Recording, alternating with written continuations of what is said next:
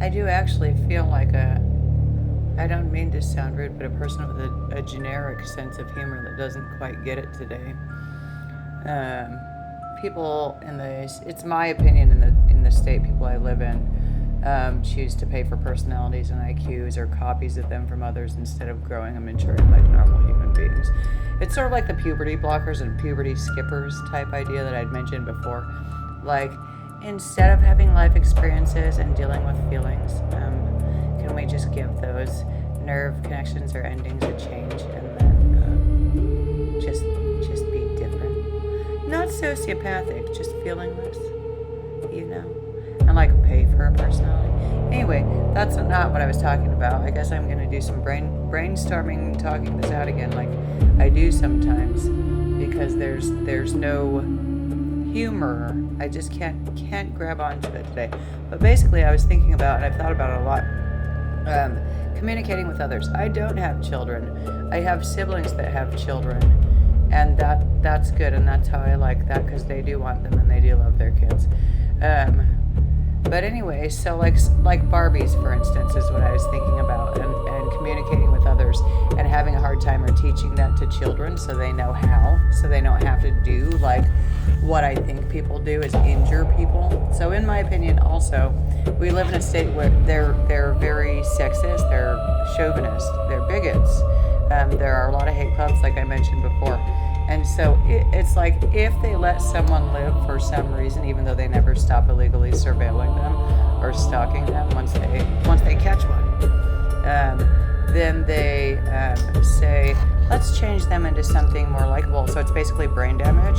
And they're like, and that's what's acceptable. That's the social norm, is brain damage with the personality that I choose for you, which is very little, and on the days where I choose it for you.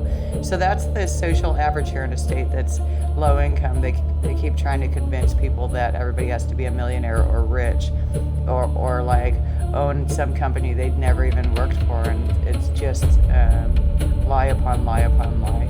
So I don't believe them. I don't. I lived in other cities. I know it's very difficult to get real jobs like that, and I don't really believe that most of them are capable of that, and I know that they wouldn't be hired with altered DNA or stolen personalities or stolen DNA.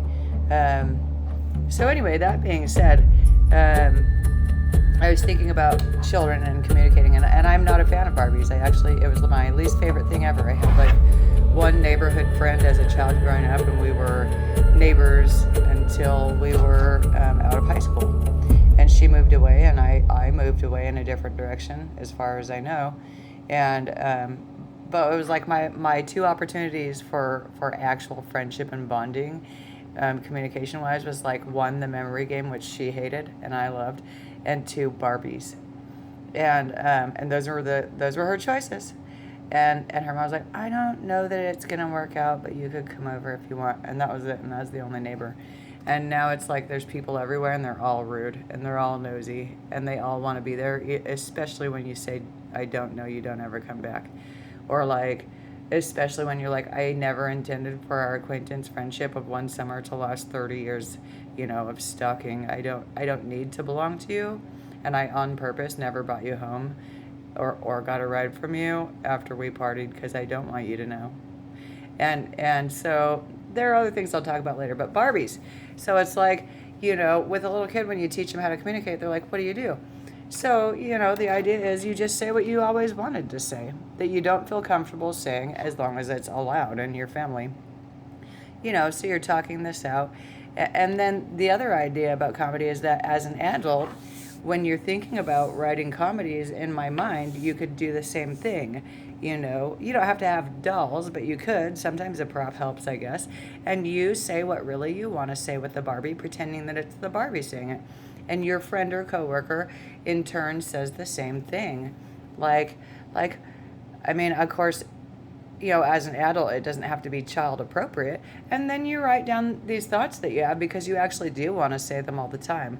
Like, what I've been meaning to say is that I never did actually want to see you again. And the other one's like, I totally feel the same way. I wanted to party my pants off. And then you're like, and I always want my pants on. And so it's just a funny idea of learning to write by telling the truth. with a prop so that you know you or the other person might have less inhibitions or less things holding you back. Um, and I think it's a really fun idea if it's used appropriately and not as a weapon against others, you know. And then you could do short skits, of course. You could try it out. You could talk these things out with your friend or coworker and make short videos.